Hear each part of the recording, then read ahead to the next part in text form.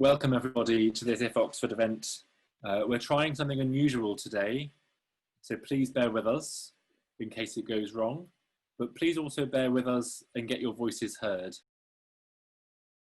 Many of us dream of a less polarized, less aggressive, more inclusive politics, don't we? How do we change the tone of our democratic conversation? Now, I believe that mythology, including Greek myths, can help us. Myths are bubble bursting. They can temper our self-righteousness with their contradictions and irony. I even wrote a book about it. Haven't you guessed the answer all along to Pandora's riddle of hope about our broken politics? That transformative power is with you. And in the spirit of ancient Athens, my hope is that my students and the wider audience may help me break the logics of hierarchy and authority that prevail when we produce and express knowledge. How? Well, we have immersive theater. Let's have immersive debating, immersive teaching. We all want to transform the world, don't we? Well, let's start with mutual recognition, the empathic recognition of our differences as we revel in our similarities. So, join me in the theater of recognition, an adventure in co-creating meaning in today's politics, an adventure that brings together philosophy, mythology, and theater. Your mission? To voice your mind as part of the chorus. What is a chorus, you ask? Well, to start with, a group of actors who stand together on the stage, commenting collectively or individually on the unfolding action. Their role? To impersonate us. You, the people, us, as say, concerned citizens or wise elders or upper-class women and so on. Sounds very modern, doesn't it? In ancient theater, our chorus may announce or explain the action, whisper some backstory, share bits of wisdom, and generally help us suspend our disbelief and make the stage our own.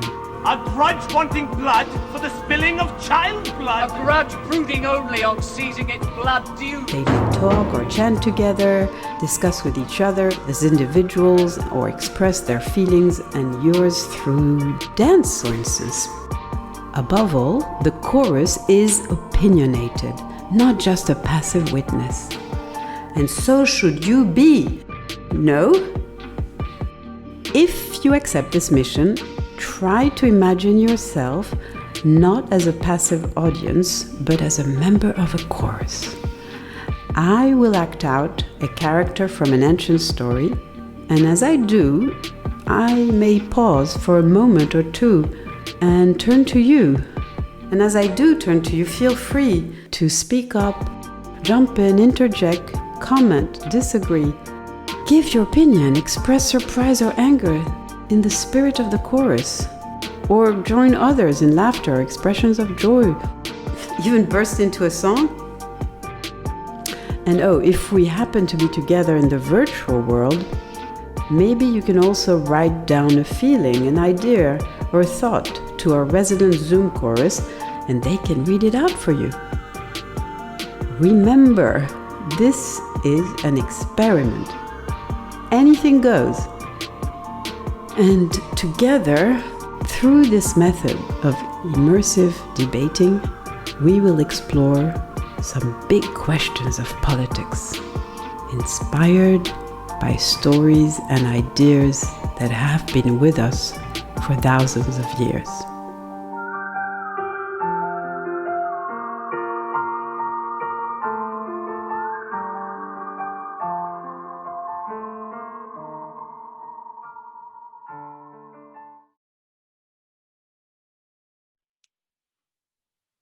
Is anyone up there?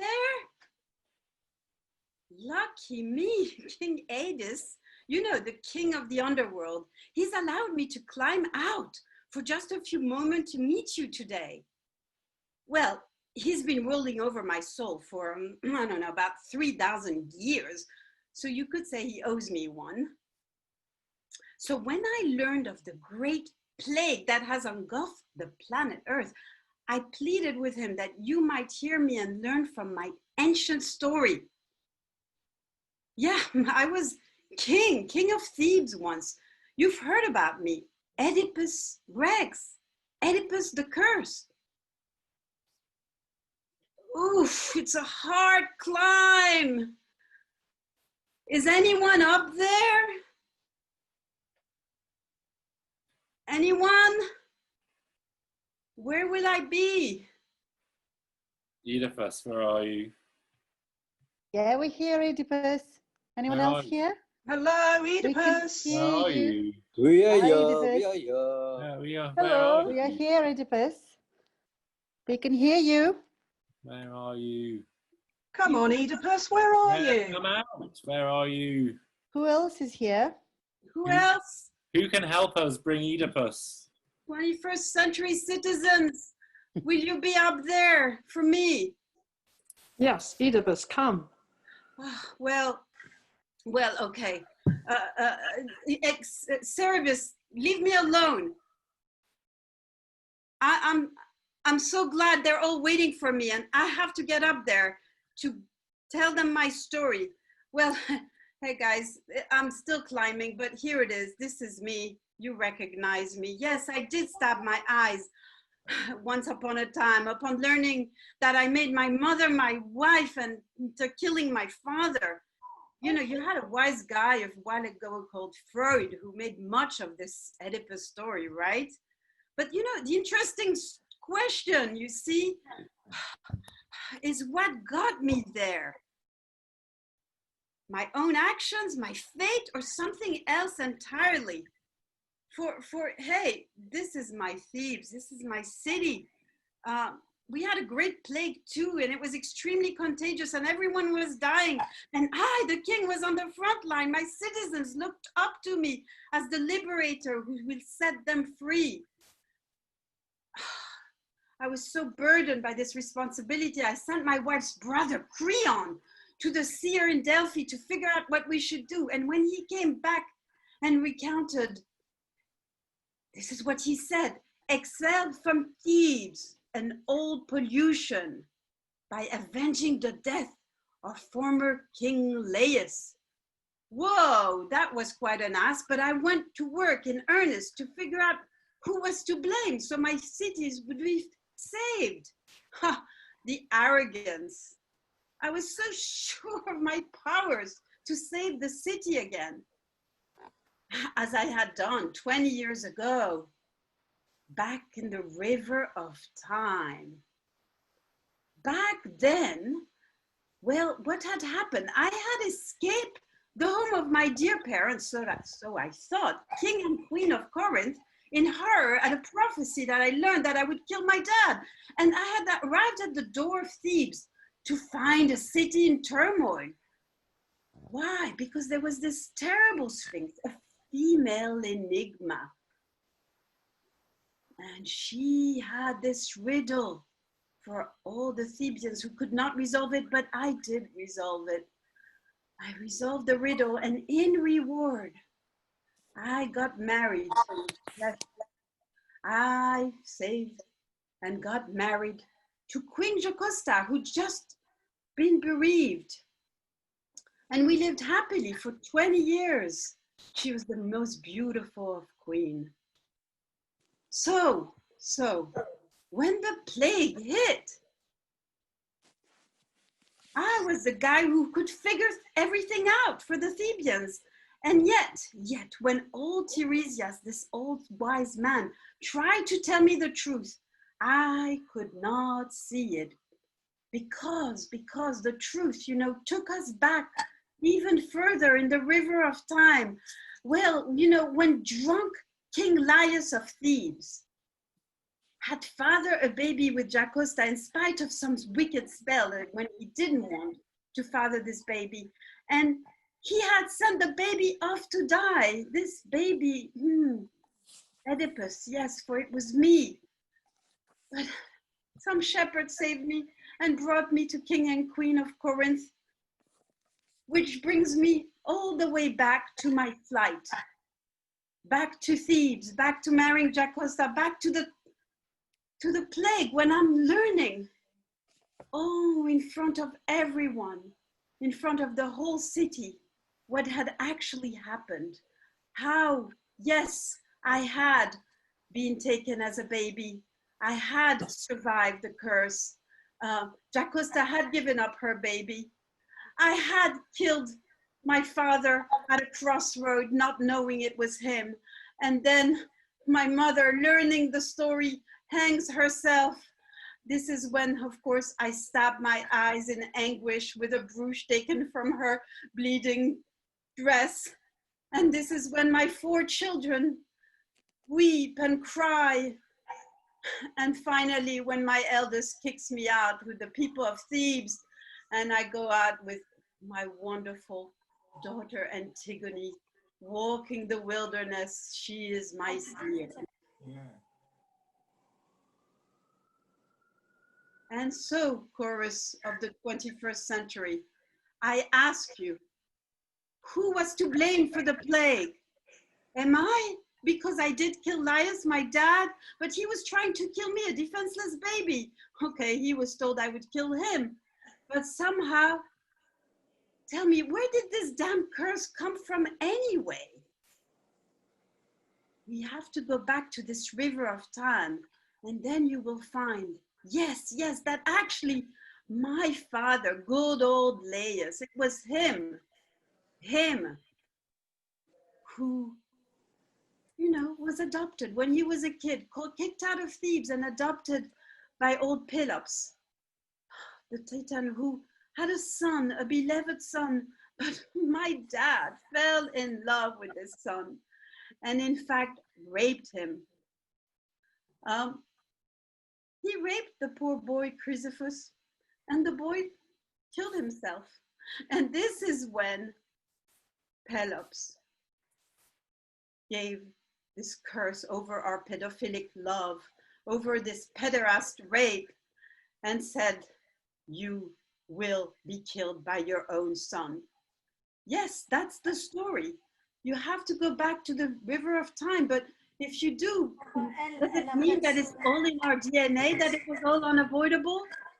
Or was it called by the Greek atmosphere, by, I don't know, the climate, by something else? Where do the origins of the plague start? How far do we go back in the river of time? And my dear citizens of the 21st century, you should know my ending, because at the other end of the river of time, it is Theseus who gives me a burial, who accepts my fate, who redeems me. Don't forget that he is an old hero who killed the Minotaur that sacrificed young Athenian. It's another story of scapegoating. Scapegoats before and after, scapegoats who bear the burden of what we do. So citizens of the 21st century, tell me, chorus, you modern chorus, who or what was responsible for the pandemic? Was I, or do you absolve me with hindsight? Who is to blame? Witnesses from the future, be the judge. Tell me. Hey. Hello. The goddess is getting I'm ready. out of my Hades, and I can see all of you, 21st century citizens, my chorus.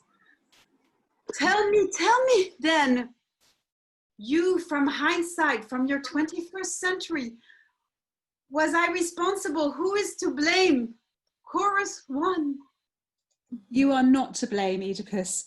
It's a very natural consequence of human nature that, and indeed the nature of the discourse, that the ancient Greeks needed to blame you and to scapegoat you.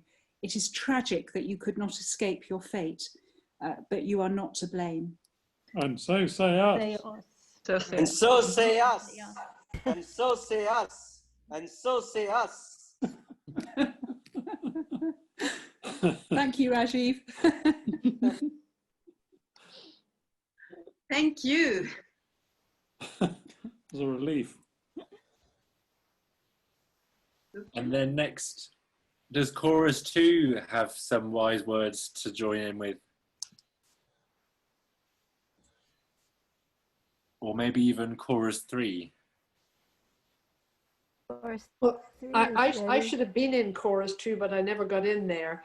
But I agree, you are not to blame. It's very, very complicated. And you did some wrong things, but you're not to blame for the plague.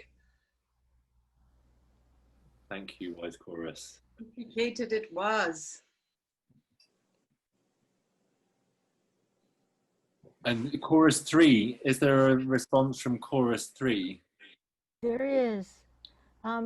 We believe that he didn't cause it, that he tried to fix it. He gets lots of credit for that, but he's still responsible. We're all still responsible for the past, and we have to keep trying to fix it, asking questions. There's no easy answer. That's wise words. And how about chorus 4? We would like to say that Sophocles framed you. He made you responsible, but really the story was bigger than your story. And the plague is not anybody's fault. Disasters happen, randomness of life happens. And so say us. And so say us. And that's Sophocles.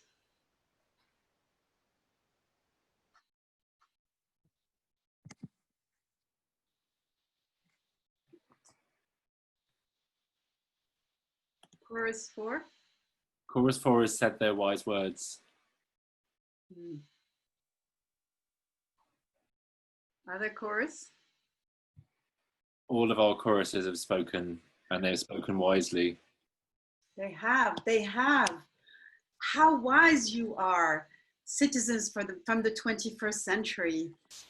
You see me for what I am. I didn't know what was happening. How could I be responsible? But that is true. I feel better already after all these thousands of years.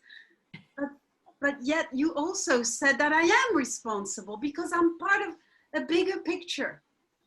And indeed, perhaps it is the case that whatever happens when there is a plague, I have learned a lot watching and listening to science over these thousands of years. It is so complicated. There is our body, there is our societal body, there is our planet, there is our movement. But why is it then that we do need easy answer? You chorus are too wise to say no easy answer. I feel that they needed easy answer, that today again, you need easy answers for this plague. There was a wise Frenchman, René Girard. I read him from way below in the underworld, who said that all our societies are caught up in conflict because of mimetic desires. All sorts of plagues happen. And we need to focus and find the culprit. That culprit needs to be kind of like us, because it has to be a precious sacrifice, but it needs to be different enough so we can push everything out to the culprit. It is a Chinese plague. It is a Jewish plague. It is the foreigners. It is the refugees. That's what we do. That's what they did. That's what we do still now. I feel with you, chorus, that it is still a bigger story, a much bigger story. And it is so great to think cause and effect and science, but we need simple stories. My question to you, chorus, now that you've lived through all of these centuries, is what is to be done? What is to be done? And when I ask this question, I'm sure you know who I'm thinking of. My dear daughter, Antigone, the one who for 20 years walked with me blind, she was my seer. You all know her story. She's more famous than I am. Hey, you know, after I died, she went back to Thebes, only to find that her two brothers had killed each other, the old family curse. And that somehow Creon, who'd taken over, didn't want one of them to be buried. But she fought, she refused, she fought against the state, she fought even against the law. Was that right? She refused, she was against the sovereignty, the hegemony. She represented resistance. She gave up her life. They buried her alive, and Creon may have changed his mind, but he arrived too late. That is her terrible fate for resistance. So I want to ask you, Chorus, with an open mic now, you call it mic, right? You have these things called mic, 21st century? Please, with an open mic, tell me what is to be done. If my story will help your story in the 21st century, deal with all those, resist against those who still have this sapiens urge to find someone to blame, to find the culprit. How do we resist and how do we push against them? How do we learn from my story and from your diagnosis? Because there's no easy answer for us. Please tell me. Tell me. I am listening, I'm all ears, so I can take back your wisdom down in Hades when I leave. Hades is calling me. Tell me, Chorus, what is to be done? Are you using your phone? Please unmute yourselves. The one thing you can do in drama. I have a phone now. Speak louder. I am very far away coming out of Hades. I need you to speak loud. In drama, you can ask people to voice their own viewpoints, and Yes, there's no one right and one wrong. There are many viewpoints in drama. Yes. We need to be careful and choose wise leaders who are knowledgeable and will care about us and lead us in safety in times of peril like now. Yep, sorry, please go ahead. We need to be like the Ubuntu tribe of Africa, which says that I am because we are. And if that be the case, then blame has to be shared. And if we are all to be blamed, and if we are all of blame, then in some sense we are also all blameless. Oedipus. Because I don't exist. Oedipus, there's a modern man in our time called John Cleese, and he once said, all humans are stupid, but the smarter ones at least have a handle on their own ignorance. And that's what we need more of. You ignorant in the 21st century. I thought you knew everything. Oedipus, we still haven't geared our educational system sufficiently to train ourselves not to be reductionist. We haven't created educational systems that allow for sufficient ability to perceive complexity. So we need to improve that. Oedipus, science says there is a singularity that we are all moving towards, which also then suggests that there is no other, and therefore there cannot be another to blame. This is the illusion that we live in of the other. You mean you're all now the same in one big planet in the 21st century? But I hear lots of noise of conflicts and tribe hitting each other. I see many others and otherings from Hades. Oh, Rajiv from the chorus. Jessica from the chorus. And the Indians say that that is Maya. That is the illusion we suffer. That is the fate we suffer for being born, for desiring birth, for desiring a body that we then fight for endlessly to survive, knowing full well that death is but always dogging us relentlessly. Relentlessly.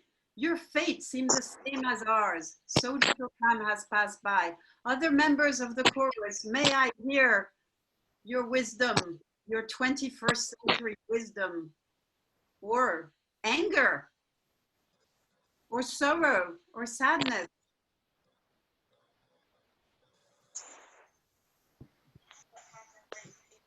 Because I feel sorry that we haven't progressed more on all these thousands of years. I think we're still like you in many ways. And I had hoped to hear that actually you had reached some superior state of civilization. Oedipus, you know what's happening right now, though? No one in the top is being blamed, but those that are going to the pubs are being blamed. It's a very different state of affairs. Nobody at the top takes the blame on their shoulders and walks out of Thebes. Instead, it's shared between all the poor and underprivileged. And those at the top are still happy. How terribly unfair, because if your plague has hit them, it's not because of what, maybe sometimes they don't wear some sort of mask. There are things they don't do, so I hear. But most of them, what could they have done? Yes, I heard that you need better leaders. But of course, maybe they need to be responsible too. We heard from Rajiv that no one is to blame, but perhaps everyone is responsible, even if no one is to blame. We are all together in our everyday moment, in Thebes and in your cities. It is so unfair to blame the little ones. Oedipus, I think one of the issues is how to bring about a sense of responsibility, because I think what dominates in this long river of time going back are emotions of guilt and shame, which have not been transformed into feelings of responsibility, which result in this constant scapegoating all the time. So we have to find a transformational dynamic in our societies, or several of them, which allow for that transformation to take place. We in ancient Greece, we felt this shame. We believed that somehow shame was what needed to be owned up to, but responsibility we were struggling with. We were struggling with our new democracy. We were struggling with the idea that somehow collectively we are in charge of our destiny. We weren't quite sure, but now you've reached a better state, haven't you? So, dear chorus, let's step back for a moment, and I salute you as a chorus, and me as your orchestra, as your director. And let me just change my background for a moment and go back to somehow standing back. And we have a few minutes left together. I want to thank you for your pieces of wisdom and taking part in this experiment. I want to say that Dane is going to put right now in the chat a connection with a piece that I wrote on Oedipus and scapegoating that might interest you in open democracy. And I'd like to ask you now in closing for your thoughts on how to move forward. I mean, first of all, can we learn in this way through immersive debating? And as we are going to continue and meet for another 3 weeks with different stories, that I'd love to hear from you how you stand back and how you think we can learn from these ancient stories through theater.